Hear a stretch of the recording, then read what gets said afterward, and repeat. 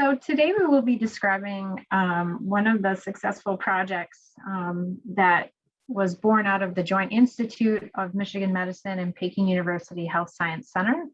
Our project was focused on investigating the genetic basis of blood lipid levels and myocardial infarction in a Chinese population from Beijing. My name is Cristen Willer. I'm a professor of internal medicine at Michigan Medicine. Hi, I'm Ming Xu. I'm from the Peking University Health Science Center. So our project began around 2011, and we were lucky to benefit from the platform set up by the Joint Institute leadership. And our initial project meetings were focused on developing a case report form for each participant that we newly recruited for study. And participants were recruited from Beijing. And we worked together to develop a clinical report form that was appropriate for the data collection and the electronic health record that was available from Beijing. And our initial grant proposal was scored very well to develop this cohort in a joint fashion. So more specifically about the project, we had two specific aims. The first was whether the known lipid variants that have been identified in Europeans were also associated with blood lipid levels and have similar effect sizes in Asian samples. At the time that we initiated this study, most of the human genetic association studies had been performed in almost entirely European populations. And at the time, this was one of the larger non-European cohorts that was being developed for this purpose. And the second question was more novel. Can we identify any novel genes or genetic variants with a special focus on low frequency and rare genetic variants, especially in the coding region of genes that are associated with blood lipid levels? And under the expert leadership of Ming Xu, we developed a brand new cohort collection in Beijing where we collected MI cases as well as controls. We collected blood, we measured blood lipid levels, and we then assessed genome-wide genetic variation in this sample.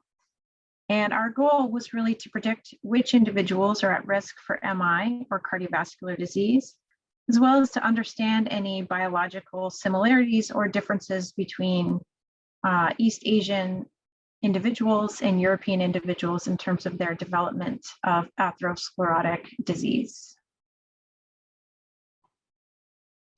Our team was very synergistic and complemented each other. We worked very well together. The strengths that Michigan Medicine brought to the project included expertise in statistical analysis of human genome-wide genetic data, as well as established collaborations with other global investigators of lipid levels, particularly of non-European studies. Ming, do you want to describe the strengths that you brought? From the PKU Health Science Center, we developed the cohort study and also uncovered the biological basis and the biological pathway related with the myocardial infarction. And also we developed some novel mouse model and also some big animal model. Thank you. Thank you, Dr. Xu. Yes, we should have said more animal models because you have expertise in not just mouse, but rats and canine and a variety of organisms. So the results from this work were published in two major publications. The first was published in Nature Communications in 2015, where we joined with one other study from Hong Kong University and published our paper together in at the tail end of 2015, where we identified several novel variants associated with blood lipid levels in East Asian cohorts. And then we leveraged this data to collaborate with many other cohort studies and create a total sample size of 50,000 individuals. And we published this work in Nature Genetics in 2017. where we identified a number of very important genetic variants, particularly within specific genes that contribute to our understanding of the biology of lipid levels and coronary artery disease.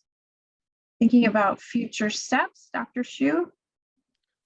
In the future step, I think Cristen and I will set up the follow-up study for the young children. And also we want to learn from the COVID-19 vaccine. I think maybe we have a strategy. We can develop some novel vaccine for the genetic mutation of lipid disorder. Hopefully in the future, we can have some good results in the future. Thank you. And again, we'll also hope to build upon the collaborations we've established studying non-European populations to continue to study lipid levels in very large sample sizes of populations collected from around the world. And lastly, just to thank the entire team. This project was successful because of a lot of work from a lot of different people. And we're very grateful to everyone who worked on the project, to the Joint Institute leadership, particularly Dr. Eugene Chen, who really helped a lot with this project, and especially to the patient volunteers who donated their blood samples for us to understand and prevent disease going forward. Thank you, Dr. Xu. It was a pleasure to work with you. Thank you, Cristen Willer. I think we should cross our finger for our futures. Thank you.